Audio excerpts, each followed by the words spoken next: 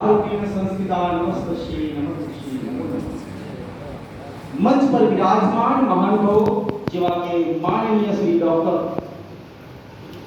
ચંપકભાઈ મોદી સાહેબ, આપણી શાળાના પ્રમુખ શ્રી ડોક્ટર પીડી દેશવાણી સાહેબ, આપણી શાળાના મંત્રી શ્રી અનુપ સાહેબ, વિનોદભાઈ સાહેબ, સુમનભાઈ સાહેબ, મીનાબેન તથા નામી અનામી બધાનું હું હૃદયપૂર્વક સ્વાગત કરું છું અને મારા વહાલા અને અત્યંત પ્રિય એવા શિક્ષકોનું હું હૃદયપૂર્વક સ્વાગત કરું છું. કોઈ કહે ગળવૈયો છે શિક્ષક સાહેબ, કોઈ કહે ગળવૈયો છે શિક્ષક, કોઈ કહે લડવૈયો છે શિક્ષક, કોઈ કહે લડવૈયો છે શિક્ષક, પરંતુ હું કહું છું આ ભવસાગરનો તરવૈયો છે. વાહ.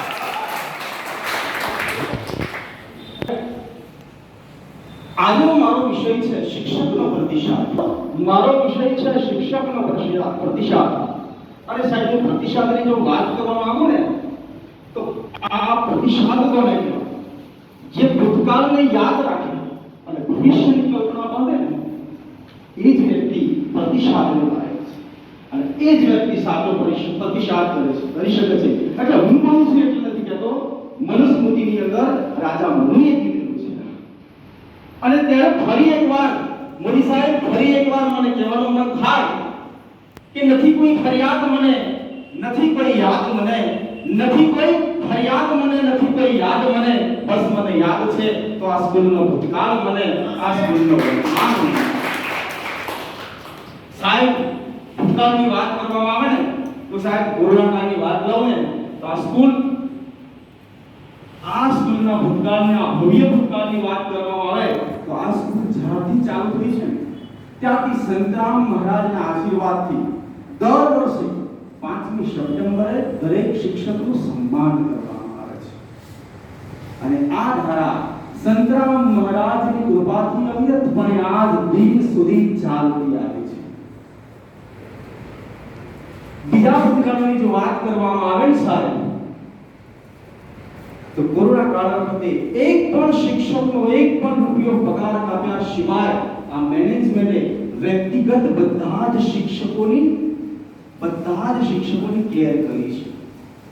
માત્ર આ વ્યક્તિગત શિક્ષકોની જ નહીં, પરંતુ અમને મેનેજમેન્ટ દ્વારા, મને બરાબર યાદ છે એ દિવસ, મેનેજમેન્ટ દ્વારા એ પણ કહેવામાં આવ્યું હતું કે તમારી આજુબાજુ કોઈ શિક્ષક, કોઈ ગરીબ માણસ હોય અને કદાચ એને કોઈ જરૂરિયાત હોય તો અમે પૂરી કરીશું, ખાલી તમે માત્ર અમને ફોન કરજો.